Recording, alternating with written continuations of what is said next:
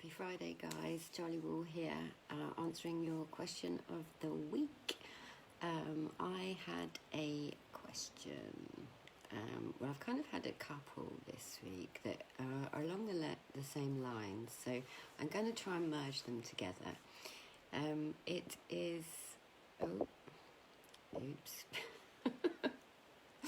Little iPhone pop up. So it was kind of around depression. Someone's written to me saying they're feeling depressed and they want to be able to change their thoughts. They think it might be a good idea if they could learn to find ways to change their thoughts. And I heard from someone else about not liking the way that their mind works and wishing that they could replace their head, kind of take it off, I guess. Didn't want to, so it strikes me that people feel like they don't want to be in their head. There's a lot of thinking, a lot of negativity, and a lot of identification with those thoughts. So what I always reiterate to everyone and anyone who's watching these questions is that you're not alone. So I hear this type of theme very often. So depression to me is an effect, a long-term effect of paying a lot of attention to quite unhelpful thinking. And that could have been for years and years and years, paying a lot of attention. And the lady that's, I'm not going to name her, but the lady that said to me, I want to find ways of changing my thinking. Now, a lot of popular psychology in the old paradigm tends to focus and encourages you to put your efforts into changing your thoughts. So change your thoughts for positive thought. And I think, whilst that could be a good idea and can work in theory, it actually feels like quite hard work to me. It feels like there'll be some sort of white knuckling and lots of focus on writing, lists of positive thoughts and just of actively trying to change your thinking, your thoughts in your brain. But what that leads to is quite a lot of attention, innocently, quite a lot of attention on those negative thoughts. And it can feel like hard work. And if we don't feel like we're getting it, if we don't feel like we're able to change the thoughts, we have like another thought balloon, another thought baby, which has its own babies, about what that means about us, about we're somehow getting this wrong, we're somehow not able to change our thoughts because there's something wrong with us, and it feeds into that loop of there's something wrong with me, I need to be fixed.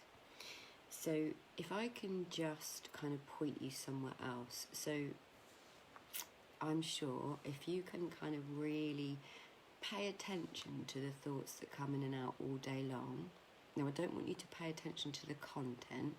I want you to just get a feel for you have thoughts that come in all day long. There's a constant narrator in your head all day long.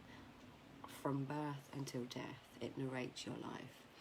And it can take the form of, what are you having for dinner, to what shall I wear, to I don't like myself, I look, and we can start going into a negative spiral. But anyway, we have approximately 70,000 thoughts a day. Now, I don't know about you, but I can't control what thoughts come into my mind. And I don't know if anyone ever has, because where do thoughts come from? Like, they just come into our mind, we either pay attention to them or we don't, and then they leave. So the lady that said, I wish I could control my thinking, what if it's a case of not controlling your thinking, because none of us know what thoughts are going to come in next?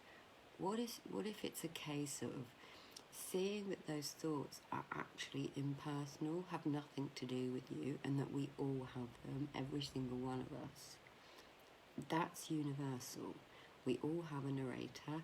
We all have thoughts, varying degrees of nice, neutral, and unpleasant, right? But we'll have our own interpretation of what's nice, neutral, and unpleasant, okay? So just get a feel for that. That there's something underneath that.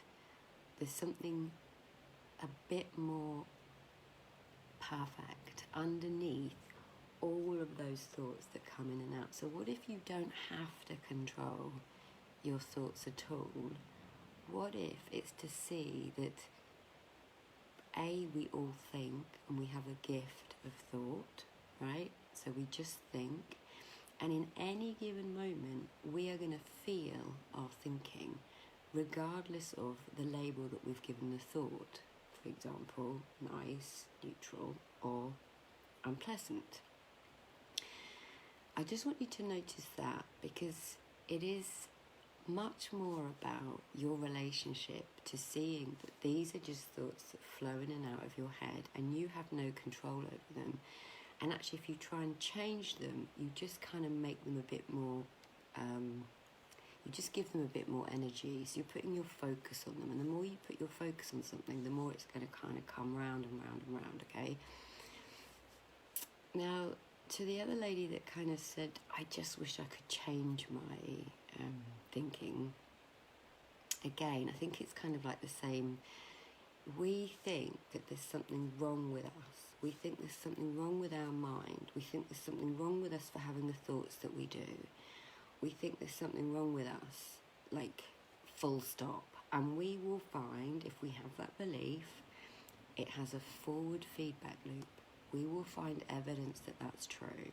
So in the case of the two different ladies that messaged me, the theme is the same, is that I need something outside of me to help me. I need to get a new brain. I need to control my thoughts. I need to add on something to help me fix myself.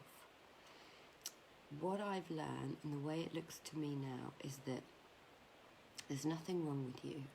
It's universal that we all have a little narrator going on all day long, and every single human being I speak to, without exception, has the same thinking mind and personal thoughts that come in and out, and we innocently pay attention to them, and we give quite a lot of energy to the ones that we believe.